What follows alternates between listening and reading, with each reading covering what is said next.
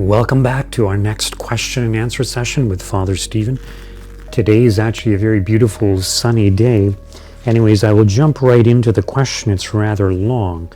Hi, Father Stephen. In today's modern age, sometimes it is hard to teach little children to learn the rosary or say it with the family.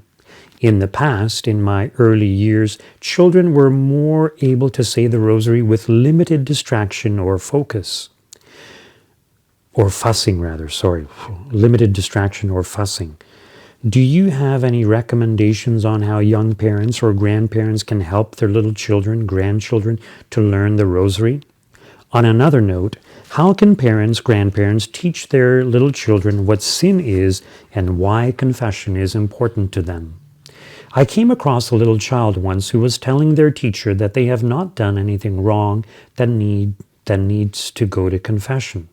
They put their toys away and did as they were told and tried to help their friends out at school, etc. How does one help the child know when they need to go to confession and the purpose of confession?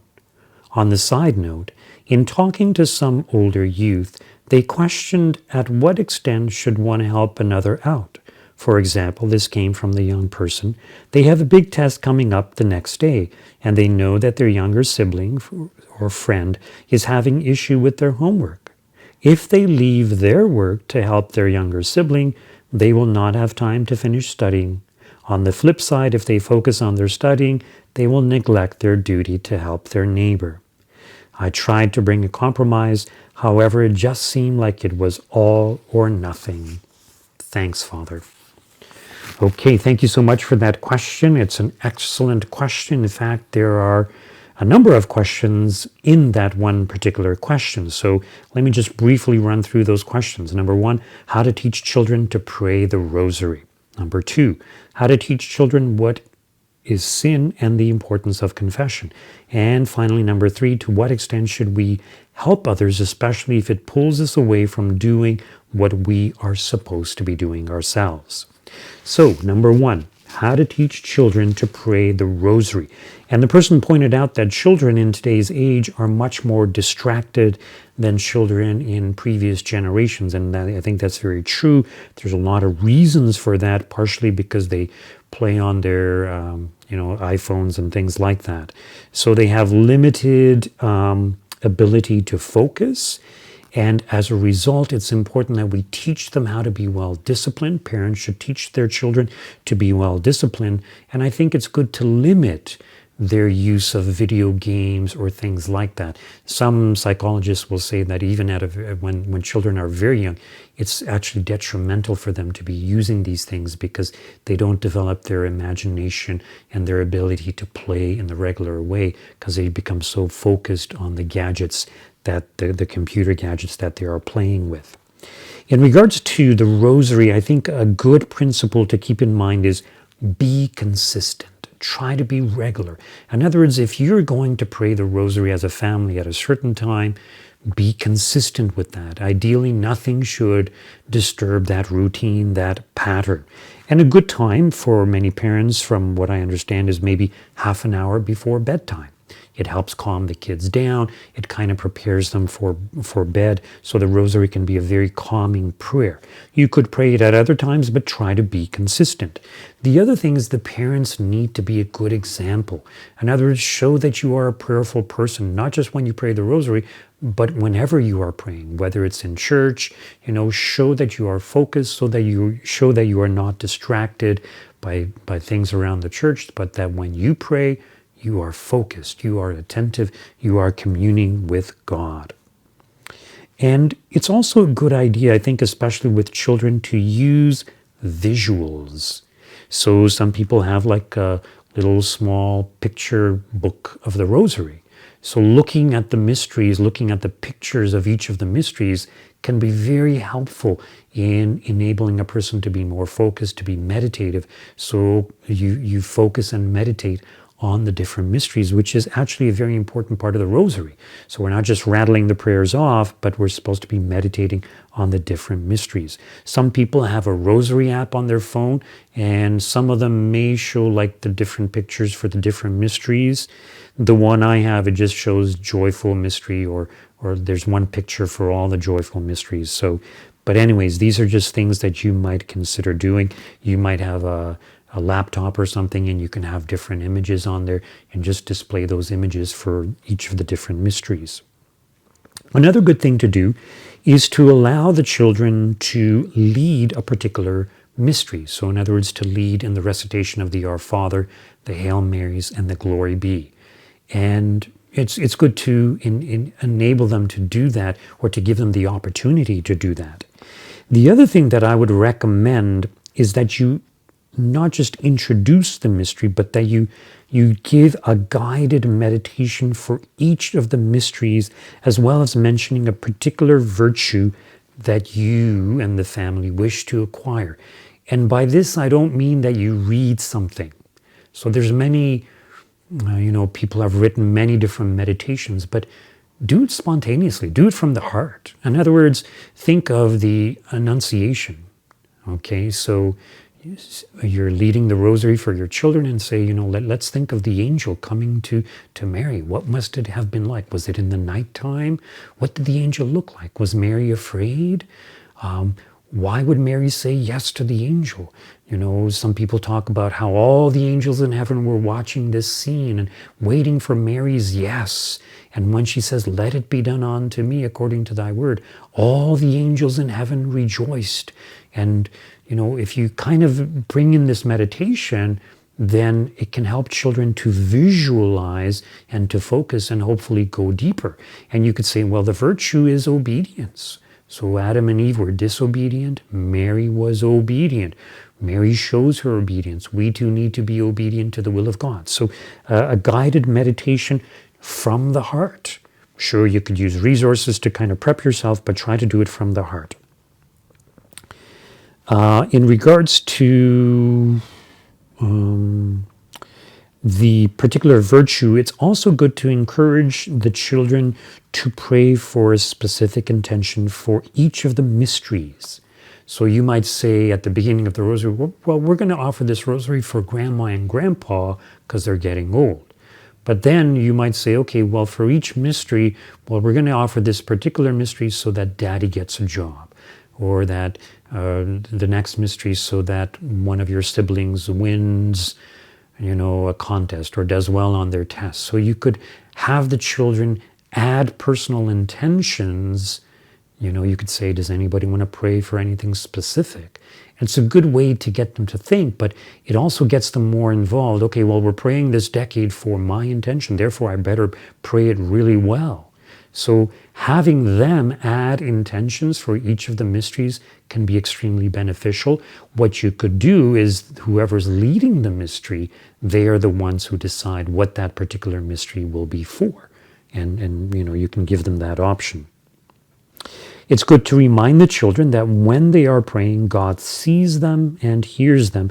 And the more focused they are on God, praying with great faith, the more efficacious or effective their prayers will be. So too often as Catholics, we just make the sign of the cross and we start praying.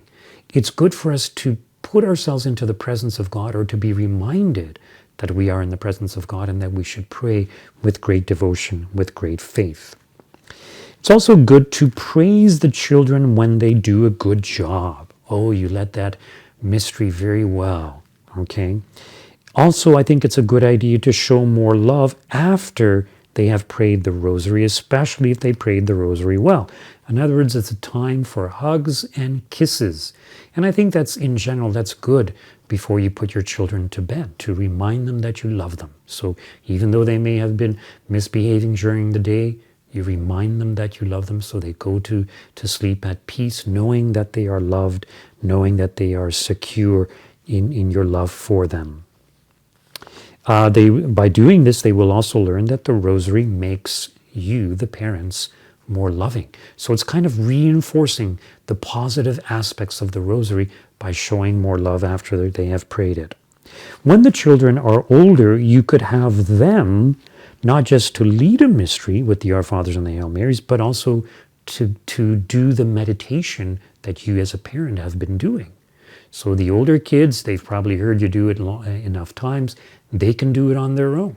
Yes, some of it will be repetitive, but it doesn't matter. It's good for us to learn how to speak and to describe the different mysteries. One of the dangers of praying the rosary is that it just becomes an exercise of words, just saying the Hail Marys, and children's minds sometimes wander. In other words, they're just going through the motions, so it becomes very boring for them. So you need to remind them occasionally that they are communicating with God and with His Blessed Mother, that God sees them and hears them. Okay, let's move on to the second part of this question, how to teach children what sin is and the importance of confession. So, everyone has a sense of right and wrong, including children. This is something that God placed within us, a sense of right and wrong.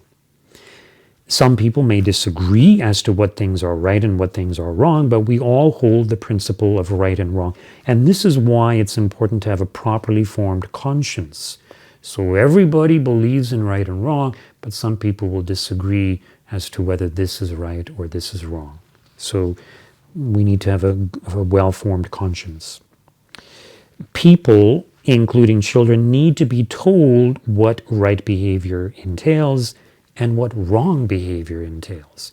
So as a priest, I have to tell my congregation certain things are sinful, and sometimes when I do, people say, "Father, what are you saying?" I say, well, if you don't believe me, look it up in the catechism. I once preached, actually, in this parish that, if you're not married in the church, you're not married in the eyes of God, you can't be receiving Holy Communion. I had an elderly gentleman call me and complain, and what are you talking about, Father? I've been civilly married for so long, and I've been going to church, and I've never heard anything like this. So I said, okay, if you don't believe me, call the Archdiocese, ask them. So look it up, do your research. But yes, it's important for us, not just as priests, but parents, to proclaim what is true, what is right behavior and what is wrong behavior. And I think it's true that not enough of this is being done by priests, but also by educators, whether it's parents or teachers in the school system. Now consider in the school system, the schools and the teachers are very good at reiterating the rules that are present in the school system. No running in the halls, no snowball fights, or not fighting in general, no bullying, no talking while the teacher is talking, asking for permission to go to the bathroom, raising your hand if you have something to say. So there's all these rules, and these rules are reinforced by the teacher. So in other words, the teacher has to remind the students every now and then, also sometimes to discipline them when they misbehave. But also these rules are reinforced by the majority of the students acting appropriately. For example, lining up if they know they have to line up. If you see all the other students doing it, you're more likely to do it. If everybody gets a chance to ask their question when they raise their hand, you realize, okay, I need to raise my hand also. So these need to be taught and reinforced. Now, unfortunately, when it comes to morality, the right and wrong of human behavior, these things are, number one, not taught, and they're not so easily taught because there's so many immoral people in society, so many bad examples for us. Now, consider for children the typical sins that children commit. And consider how often children are taught not to commit these sins. So not listening or not obeying, not obeying their teachers or their parents. Yeah, I think often they get reminded of that. But lying. So very often they get away with lying, stealing, hitting, yelling, calling names, not sharing. That's something they commonly say. So some of these things, yes, they'll be reminded of. But these are the kinds of things that most children are taught in regards to right and wrong. As these children get older, grade 7 or grade 8, they're usually not taught sexual morality. In fact, the sex ed in the schools just kind of teaches some of the kids bad things, so they do need to be taught. And many of these issues are only addressed by the parents when the issues arise. And I think parents need to be more proactive and to bring up these issues. So as a parent, you should think, well, what are kids doing? They're looking at pornography. There might be playing, like contacting, spirits, or doing things that are spiritual in nature, like playing with a Ouija board. Parents should warn kids about these things before their kids get into these things. So in grade 2, when children are preparing for their first reconciliation and first Holy Communion, some of these sins are brought up. Not like playing with Ouija board. Like some of these things aren't really mentioned. So when the kids get older, like in confirmation grades or the age when they're confirmed, it's up to the priests and the teachers to educate the children in regards to morality. And we have the catechism as a good guide. Moving on to how to explain the catechism. So in regards to children, we just have to be proactive. Yeah. So moving on to confession, explaining confession. So there are different words for confession. Traditionally, when I was growing up, we called it confession. Sometimes it's called the sacrament of forgiveness or the sacrament of penance. Keep in mind that the penance that one receives in confession, it's not a punishment for one's sins. Rather, it's something good we do to make up for the evils that we have done. So usually the penance is saying some prayers. It may entail something that's difficult, give away the thing or give back what you stole. So it may be difficult for us. We might see it as a real penance, but it's actually good. So never think of the penance as a punishment for your sins. And sometimes we refer to the sacrament as the sacrament of reconciliation. So in modern times, that's how most often we refer to that. And it's kind of a nice word because it emphasizes that you are being reconciled with God.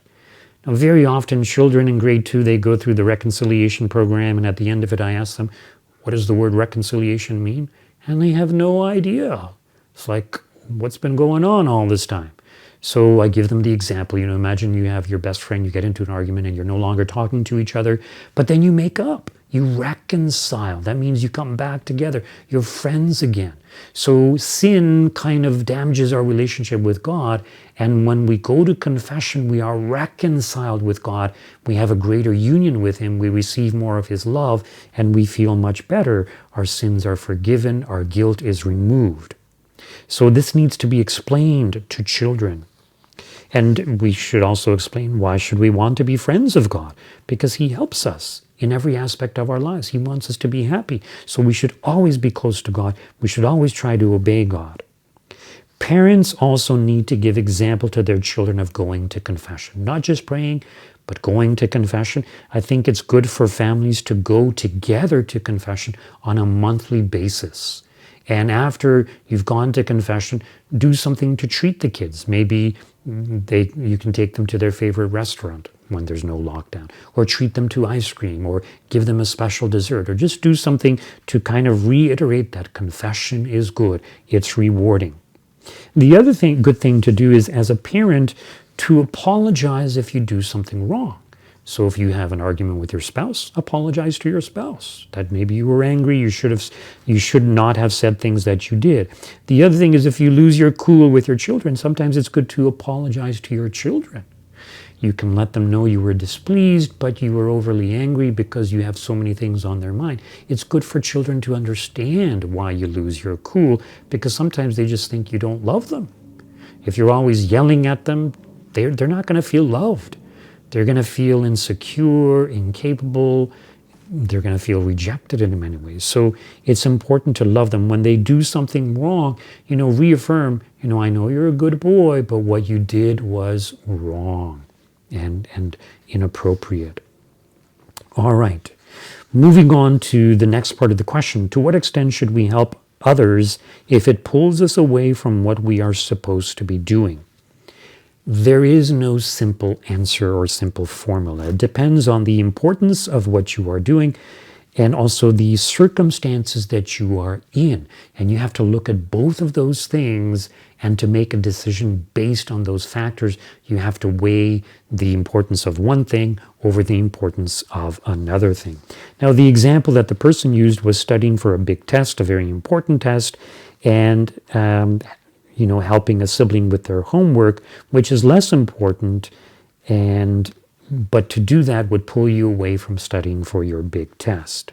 So, some things to consider. Well, maybe you already know your material well enough. Maybe you need to take a break from your studies. You can help your sibling for a little while only, maybe for half an hour. It's kind of a break from your own studies. That's kind of a compromise there. It's there's a moral argument that person brings up that helping others is more important than the selfish pursuit of our own desires, such as high marks on a test. So, once again, it depends on the circumstances, and we have to be prudent in the decisions that we make. So, prudence, we look to the future also. So, something to consider: what is your vocation? And by vocation, I don't just mean what you will be called to when you grow up as an adult, to marriage or religious life or priesthood or something like that. What is your vocation right now? What is God calling you to do right now? So if you are a student, your vocation right now is to be a good student. So you should try to do the best that you can to be a good student. However, you only have so much time, and yes, you are part of a family. You may have siblings that need your help or assistance also. So in the same way that parents sometimes don't have time to be involved in volunteer activities in the church or in other groups, in other words, they have to focus on parenting because they are parents and that's their vocation or part of their vocation. So it is with students. Your vocation is to be a student, so you need to focus on your studies. That's kind of an important thing. Yes, you can and should help others when you have the time and the ability to do so, but we also have to learn to say no sometimes and to explain to children, I would love to help you with your homework, but I have a really big test tomorrow and I'm behind in my studies and I need to do well because my course will be, this test will be 60% of my course, right? So it depends on the circumstance. It depends how important that test is, okay? So you need to consider what your vocation, what you are called to, but also the urgency of the situation. Let's say somebody's driving to work, so their vocation is to get to work, to do their work, but they see someone on the side of the road and the person was just run over and they stop because it's a matter of life and death. So yes, they're going to be late for their job, but it's a life and death situation. So you see the circumstances, the severity or urgency of the situation can make a huge difference. So ultimately, it's up to you as an individual to decide. And we have to be prudent. We do have to take care of ourselves. It's not selfish to want to get good marks unless you're doing it for selfish reasons so that you can look down upon others. God wants us to get good marks because He wants us to get a good job. He wants us to be influential in society so that we can steer society in a good direction. So it's not necessarily selfish to want to have good marks. So there's many, many factors to consider. What are your intentions, the situation, the circumstances, as well as what God is calling you to at that particular moment. Thank you so much for watching, and God bless you all.